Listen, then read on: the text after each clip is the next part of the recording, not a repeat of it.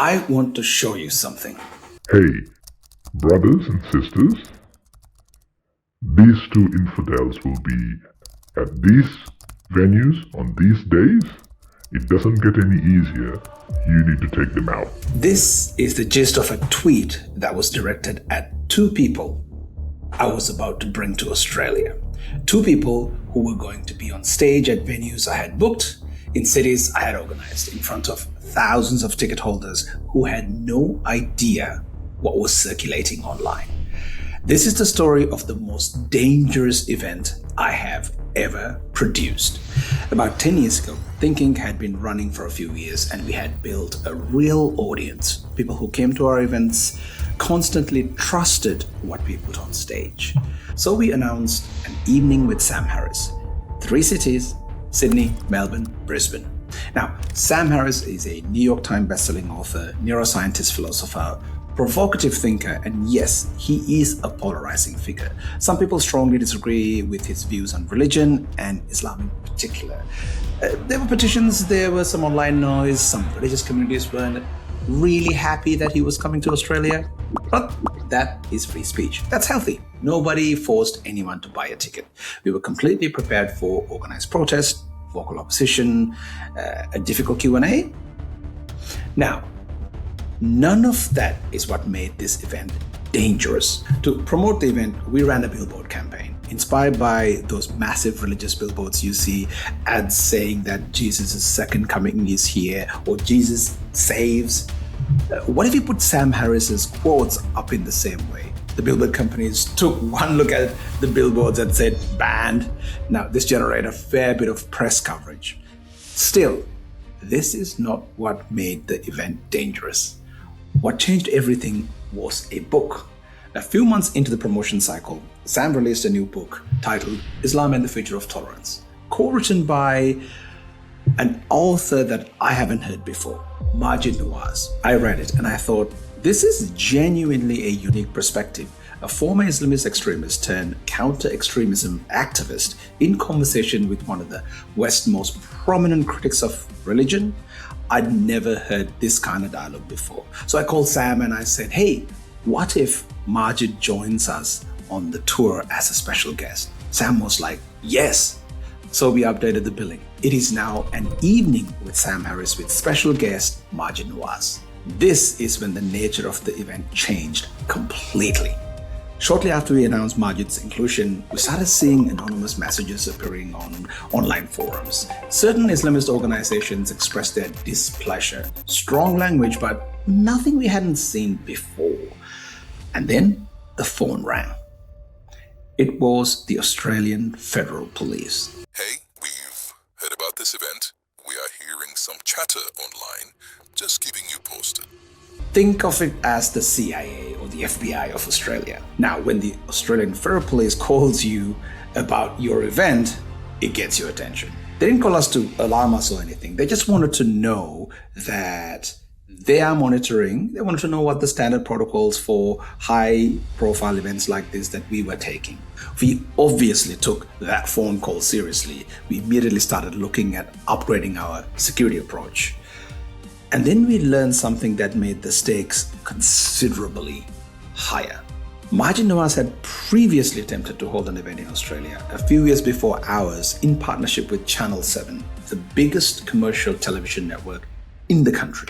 So here's what happened. A particular Islamist organization, Hizb ut-Tahrir, one that is classified as a terrorist organization in some countries and a radical Islamist group in others, put out a direct message to the community: do not attend this event. The result?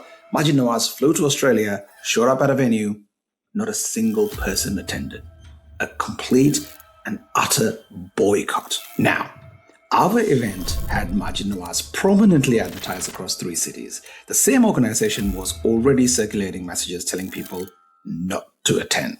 But the critical difference? Thousands of people have already bought tickets to see Sam Harris. They were coming regardless. We had a very different problem at our hands. We convened a security call. Our team, the venues of all cities, security providers, we started mapping out what an upgraded security protocol would look like. While we were doing this, we got another phone call from the federal police. The chatter is increasing. We need to have a serious security protocol to execute this event. Those are not words you expect to hear from the federal law enforcement about a speaking tour. We went to work immediately. Metal detectors and bag checks at every venue.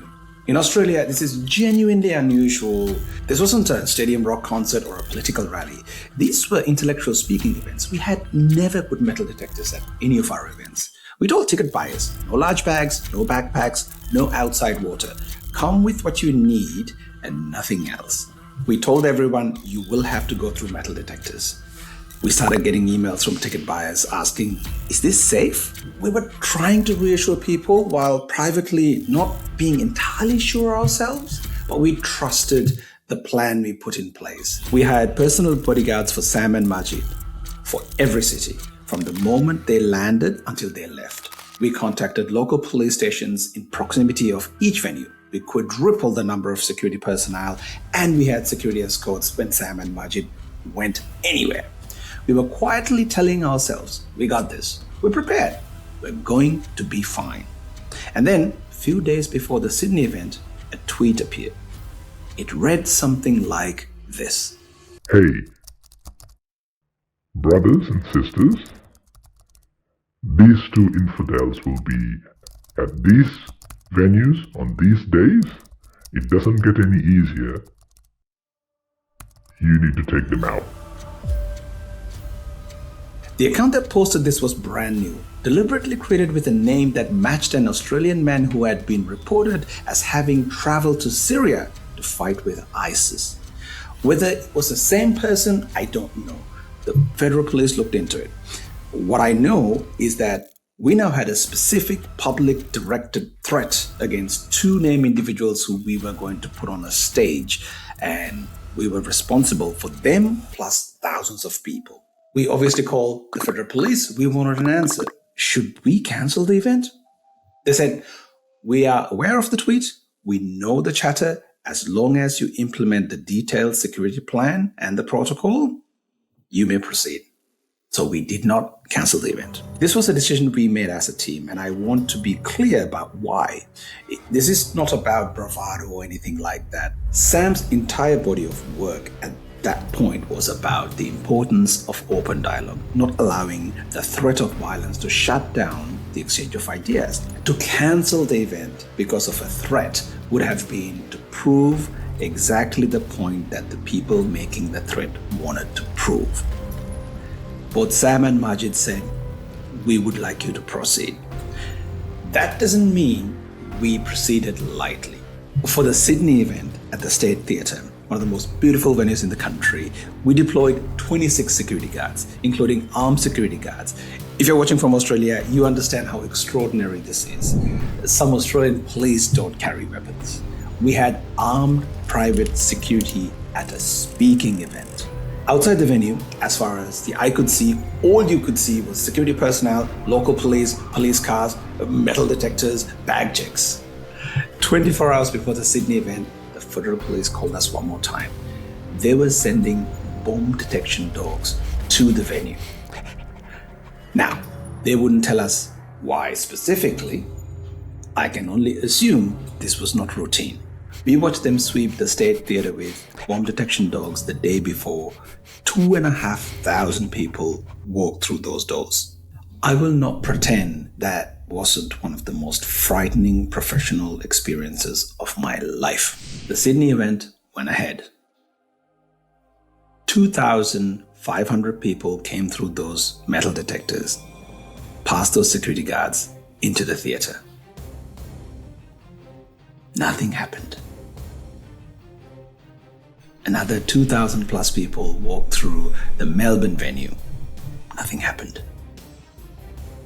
Another 1,500 people walked through the Brisbane gates. Nothing happened. As I remember, Maajid on stage in Sydney acknowledged the moment. He said, I want to thank all of you because you've come through metal detectors to sit in this room here today, and this wouldn't have been a conversation if you also didn't spread the risk in that way. and come and attend and participate to force the fact that this conversation has to continue. He was right. On the back of those 3 large events, and because of everything we had learned, we decided to do something else. We put on a second standalone event with Maajid Nawaz, this time deliberately held in a community that was historically being told not to engage with people like him. We called it Dangerous Dialogues. Supported by the entirety of a local police force to protect the community, almost 500 people turned up to this event. And here is what I want you to hold onto from this story. In the Q&A session at Dangerous Dialogues, a Muslim majority audience in a community that had been told this conversation was dangerous and forbidden, women in hijab stood up and asked questions. That image stayed with me. The event that started with a death threat, bomb dogs, armed security guards, ended with exactly the kind of open dialogue it was always meant to create. I want to be transparent about something from a production standpoint. We barely made any real money on these events. The security cost alone was extraordinary. This was not a profitable exercise in the conventional sense, but it was, without question, the right thing to do. And on the back of it, I produced and co-directed a documentary, Islam and the Future of Tolerance, which is now available for free on YouTube. Link in the description. I tell these stories because the event industry is full of moments that never make it to the press. The decisions made in private, the phone calls from the federal police, the nights where you are genuinely unsure what's going to happen when you open those doors. This was one of those moments. I'm proud, genuinely proud of every single person who was part of it. The security teams, the venue staff, the local and federal police, Sam and Maajid for not flinching, and for the 6,000 plus Aussies who walked through those metal detectors knowing the risk and did it anyway. If you want more stories from the inside of the event world, real ones, subscribe. There's a lot more where this came from. See you in the next one.